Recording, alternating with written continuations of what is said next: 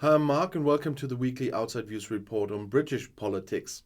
And it's British because British Foreign Secretary James Cleverly has called the destruction of a major dam in southern Ukraine a disaster and a war crime. The destruction of the Kharkovka Dam is a heinous act. That's what Cleverly wrote on Twitter on Tuesday. Deliberate attacks on purely civilian infrastructure are a war crime, he wrote. And the minister stressed, the UK stands ready to support Ukraine and those affected by this disaster. Cleverly initially did not comment on who was responsible for the destruction, though. The dam was destroyed on Tuesday night in the Russian-occupied part of the southern Ukrainian region of Kherson. Several flooding we saw there, and it's feared more, and Kiev and Moscow accuse each other of being responsible. But it was speculated that the incident could be a Russian act of sabotage to slow down a Ukrainian counteroffensive. Russia has been waging a war of aggression against the neighboring country for more than 15 months. British Foreign Secretary James Cleverly has called the destruction, as I said, a disaster and also a war crime. And I have to admit that he is absolutely right there, even if I don't always agree with Cleverly there. He is absolutely right. And everybody is quite sure that it was the Russians because it is in their controlled territory. And to bring that big amounts of explosives into this dam and even in the machine room of the dam, how should that have worked? But we saw severe flooding in a lot of places there, and a lot of people had to be evacuated.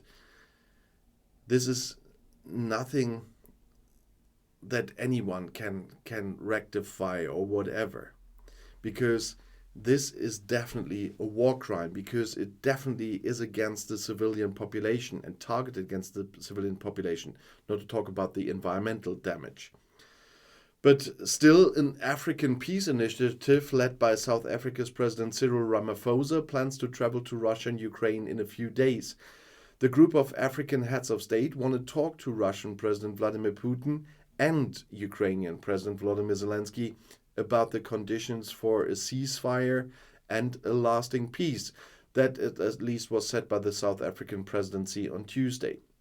The trip is set to take place in mid-June. The South African government did not announce an exact date, though. The initiative also includes the heads of state from Egypt, Senegal, Uganda, Zambia, the Comoros, and the President of the African Union. The devastating effects of the war on the people of Ukraine and Russia and the threat this war poses to Europe and the rest of the world were discussed on Monday.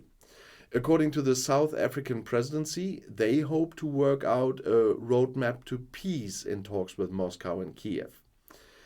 According to the Interfax news agency, Kremlin spokesman Dmitry Peskov said in May that Russia was ready to listen very carefully to all proposals that would make it possible to regulate the situation in Ukraine. The war is being watched with increasing concern in Africa. Ukraine is one of the largest grain exporters. Due to the continued obstacles to exports despite the grain deal, new food price increases are feared, which will primarily affect the population of the poorest countries. As I said, Russia began its war of aggression against Ukraine about 15 months ago. And after initial successes, Moscow suffered a series of setbacks and had to give up occupied territories. However, Russia still controls around 20% of Ukraine's territory, including Crimea, which was annexed already in 2014. Kiev wants to reconquer other regions as part of a counteroffensive and demands the complete withdrawal of Russian troops as a prerequisite for peace talks.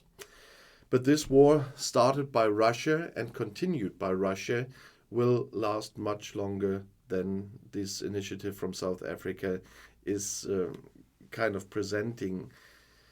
I'm afraid that this will be a long war, and I'll see you in my next video. I'll be back.